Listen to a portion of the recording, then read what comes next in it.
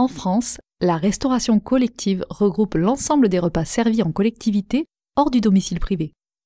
Avec 3,8 milliards de repas servis par an, c'est un formidable levier pour la transition vers la durabilité des secteurs agricoles et alimentaires. Pourtant, une question se pose. Cette transition est-elle possible ? Pour tenter de répondre à cette question, nous avons étudié les changements de pratiques réalisés par 29 chefs cuisiniers partout en France.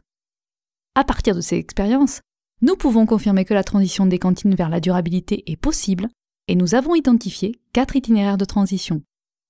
Quels sont ces itinéraires ?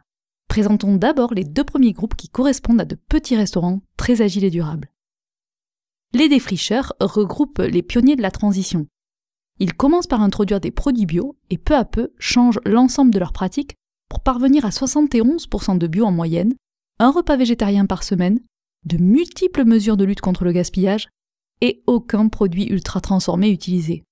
C'est une véritable transformation de la cantine. Les affranchis ont démarré plus tard en s'inspirant fortement des expériences des défricheurs. Ce qui les distingue, leur transition s'appuie sur des changements de pratiques simultanés, est très rapide et atteint le niveau de durabilité le plus élevé, en témoigne leur part d'approvisionnement bio de 97% en moyenne.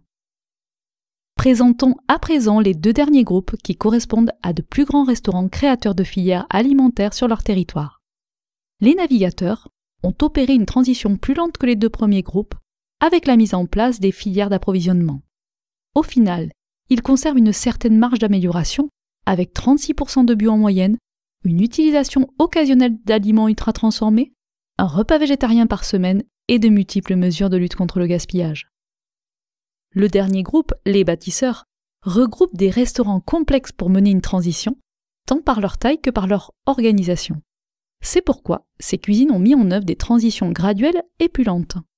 Ce sont elles qui conservent la plus grande marge de progression en matière de durabilité, avec 20% de bio en moyenne et quelques aliments ultra transformés encore utilisés.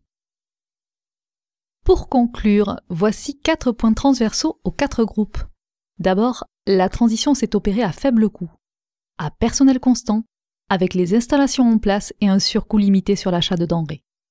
Après, la transition a profité à l'économie locale par le développement de filières. Ensuite, la transition a été rendue possible par des chefs compétents, engagés et fédérateurs, avec un profil de chef de projet ou d'entreprise. Enfin, les chefs ont tous fait état d'une satisfaction professionnelle retrouvée, induite par une redécouverte du métier et très souvent saluée par une labellisation de leurs pratiques.